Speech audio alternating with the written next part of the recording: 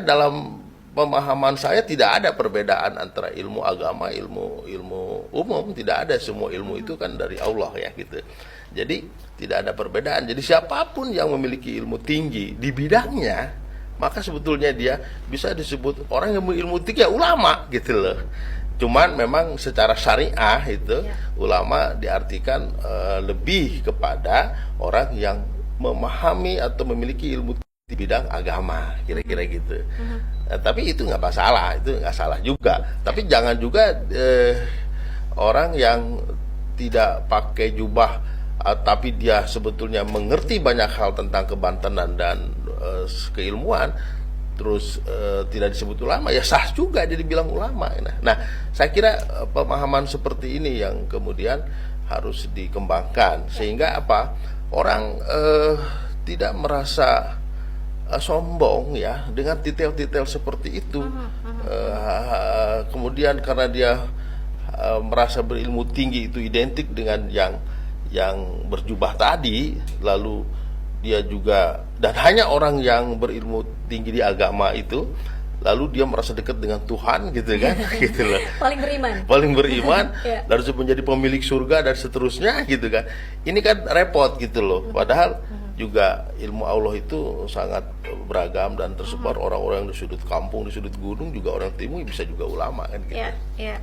Baik, dari karakteristik ulama tersebut kemudian apakah dari situ munculnya Banten yang religius ini? Ya, begini, dulu Kesultanan Banten itu bukan hanya pusat kekuasaan ya, tapi pusat keilmuan.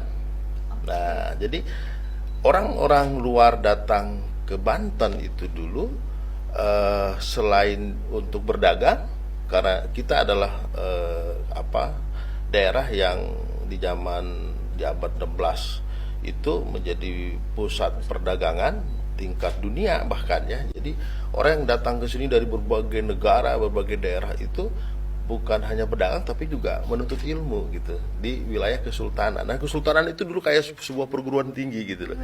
Dan guru-gurunya yang saya lacak dari sejarah itu kebanyakan para ulama-ulama yang ada di Kresek gitu loh. Kresek itu dulu semacam pusat para ulama yang juga pernah membangun poros Banten Mekah gitu loh gitu. Ada salah satu dari Kresek itu yang menjadi imam masjid di Masjidil Haram sana. Nah, itu dulu para ulama putra-putrinya itu ngaji, itu guru-gurunya tuh dari situ gitu loh. Nah sekarang Kresek itu saya lihat redup sekali ya, tidak dikembangkan karena memang sejalan dengan perkembangan Banten yang bergeser bukan lagi menjadi pusat ilmu pengetahuan gitu loh. Jadi perdagangan sebetulnya impact ketika umat Islam di Banten ini mengembangkan ilmu pengetahuan. Jadi muncullah kemudian kemampuan berekonomi, kemampuan berbisnis, kemampuan mengeksplorasi sumber daya yang ada yang kemudian mengundang banyak orang. Jadi dasarnya akarnya ada ilmu pengetahuan gitu loh. Kira-kira begitu. Seperti juga perkembangan kemajuan Islam di zaman Nabi Muhammad dan Abbasiyah atau zaman zaman kejayaan itu semuanya memulai dari keilmuan. Nah, itu sebetulnya akar Banten. Jadi balik ke keilmuan. Jadi kalau kita merasa sebagai daerah ulama, maka yang sesungguhnya harus dibangun itu adalah pusat-pusat keilmuan di Banten itu. Ya selain pesantren ya, tapi pusat-pusat keilmuan yang lain gitu. Sehingga orang akan datang belajar ke kita. Dan kita memang punya banyak sekali kekayaan keilmuan, baik yang sifatnya impor gitu maupun dari lokal wisdom sendiri gitu. Baik, kalau kita bayangkan pada abad ke-16 tadi yang seperti Pak Utan singgung, ternyata Provinsi Banten adalah daerah yang sangat maju. Kalau misalnya kita boleh nggak sih Pak Utan saat ini kita bilang SDM kita justru malah mundur, boleh tidak? Ya mundur bisa juga, dan fakta-faktanya memang begitu, indikasinya kan banyak. Misalnya hasil penelitian terakhir kan survei secara nasional kita menjadi provinsi yang kurang bahagia.